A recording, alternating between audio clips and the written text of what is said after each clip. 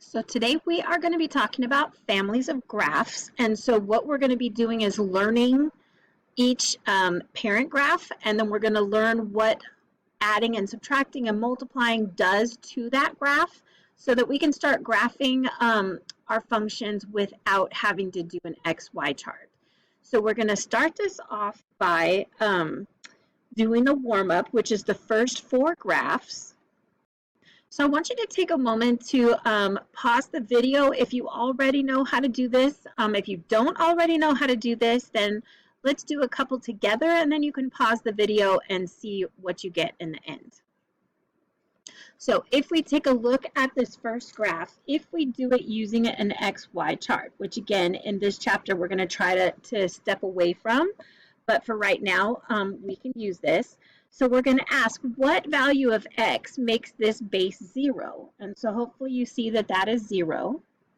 And then on the number line, I'm going to pick a couple of values to the left of 0 and a couple of values to the right of 0. So like -1, -2, and +1 and +2.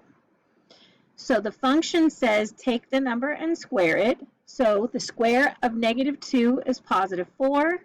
The square of -1 is +1. The square of 0 is 0, the square of 1 is 1, and the square of 2 is 4. So if I graph that, I get -2, 4 here, I get -1, 1, I get 0, 0, I get 1, 1, and 2, 4. If I got fancy, I could do 3, 9, and -3, 9.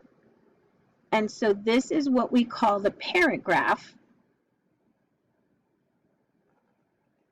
of our function, okay?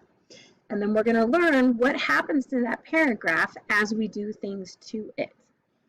So in this graph over here, we have an XY chart, and we're going to ask ourselves what value of x makes this base 0. So again, that's going to be 0. So to the left of 0, I have -1 and -2, and to the right of 0, I have +1 and +2. Notice this x squared is the same as the previous problem. So all I have to do is subtract 1 from all of these values. So if I do 4 minus 1, I get 3. If I take my y value here, 1, and say -1, I get 0. 0 minus 1 is -1. Coming over here, 1 minus 1 gives me 0. And here, 4 minus 1 gives me 3. So again, these are already the x squareds, and this is saying subtract 1 from x squared. So this kind of saved a little bit of time. So I've got -2, 3, -1, 0, 0, -1, 1, 0, and 2, 3. And then if I wanted to be fancy, if I did -3, 9 minus 1 gives me 8. And +3, 9 minus 1 gives me 8 as well. So this would be the graph. And so what I want you to think about is how are these two graphs related? By the way, if you missed, just make your point a little bit bigger. That's my secret as a teacher. All right, so how are these related? So then if we take a look at C, again, we're asking how do I get this base to be equal to 0? So if I take x plus 2 and set it equal to 0, and then if I subtract 2 from both sides, we get x is equal to -2. So that's the value that's going to make this parenthesis 0. So that's what's going to get me my vertex. So -2 is now my middle number. So if I look on the number line with -2 in the middle, it's going to look something like this. So to the left of -2, I've got -3 and -4. And to the right of -2, I have -1 and 0, just looking on that number line right there. So this is saying add 2 to it and then square it. So -4 plus 2 gives me -2, and -2 squared is 4. -3 plus 2 is -1 squared is 1. -2 plus 2 better be 0, and 0 squared is 0. -1 plus 2 is 1, and when I square that I get 1. And 0 plus 2 is 2, and when I square that I get 4. Hopefully you noticed that kind of repeated from step A. So I've got a point at -4, 1, 2, 3, 4, 1, 2, 3, 4 here, -3, 1, -2, 0, -1, 1, and then we have 0, 4. And so then if I went a step to the left of that, kind of looking at the patterns we have, we would get up to 9. And so then we would look like this. So again, I want you to kind of think about, if this is my parent graph, what's happening to the graph to get this one here?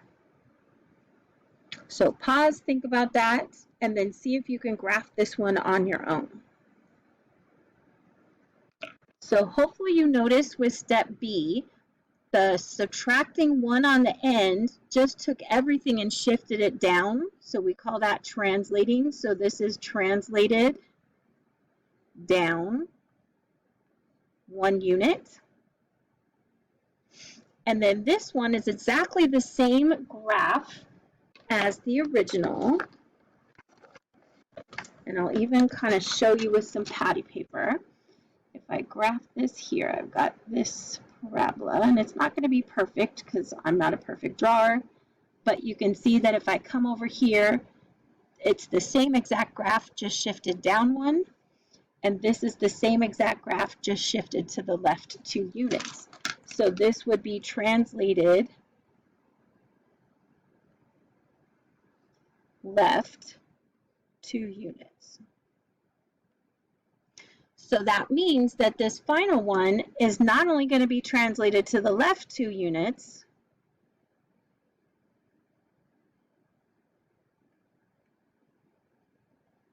it's also going to be down 1 unit as well.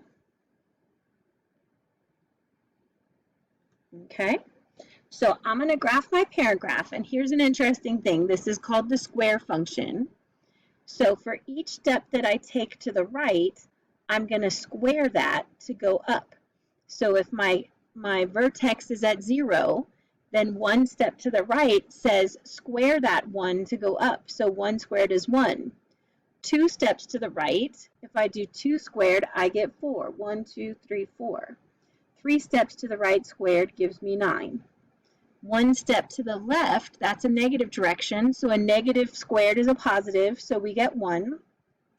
2 steps to the left squared is 4, and 3 steps to the left squared gives me 9. So this is my parent graph. That's what we graphed with part A, right? And you can check my answers over here. So my new one says take each point and translate it to the left 2. Actually, I'll just do it from here. To the left 2 and down 1. And then literally from that vertex, I can do the same thing. So from this vertex to the right 1 is squared, says go up 1. To the right 2 squared says go up 4 from my new level though. So I'm going to go up 1, 2, 3, 4. And to the right 3 squared is 9. So 1, 2, 3, 4, 5, 6, 7, 8, 9. Notice that's translated 2 to the left and 1 down. This is 2 to the left and 1 down, right? So to the left 1 squared would be up 1. To the left 2 squared would be up 4. And to the left 3 squared would be up 9. And so this is my new graph where all of my points, my parabola game is not on today, but it's the same exact graph, just shifted 2 steps to the left and 1 step down. So if you need another moment with these graphs, go ahead and pause the video, and I'm going to move on to the next slide. So like we talked about on the graph page, we said that that very first graph, y equals x squared, is called the parent graph.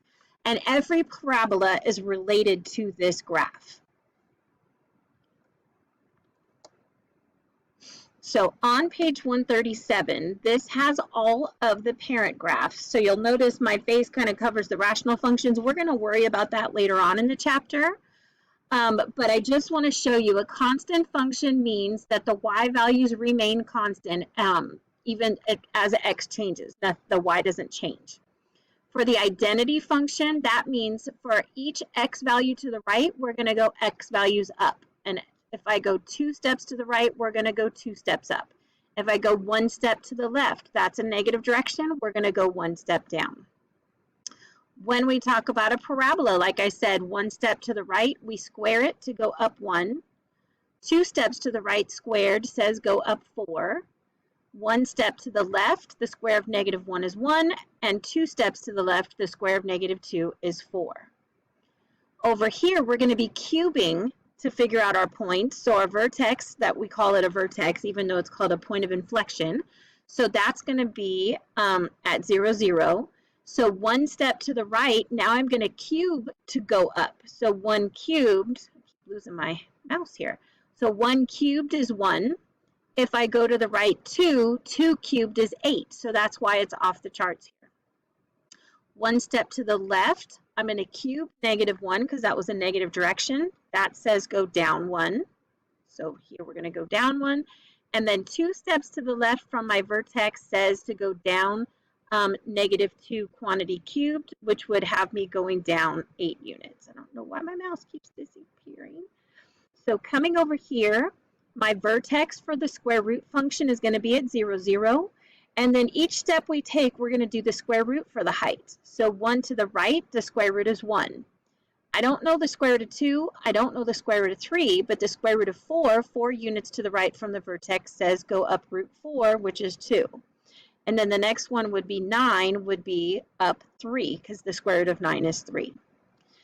This one is talking about absolute values. So each step to the right, I go up the absolute value of that number. So 1 step to the right says go up 1. And then 2 steps to the right, absolute value of 2 is 2. 3 steps to the right, absolute value of 3 is 3. 1 step to the left, that's a negative direction. The absolute value of -1 is +1. Sorry, I keep losing my mouse. And then -2, absolute value is +2. And then 3 steps to the left, absolute value of 3 is +3. And we're not going to stress out about the greatest integer function, so don't worry about that. And then rational functions, we're going to return to that in the next section. Let me move my face out of the way. So over here, just to show you, I call this the reciprocal function. So it's saying each step I go, I'm going to take the reciprocal.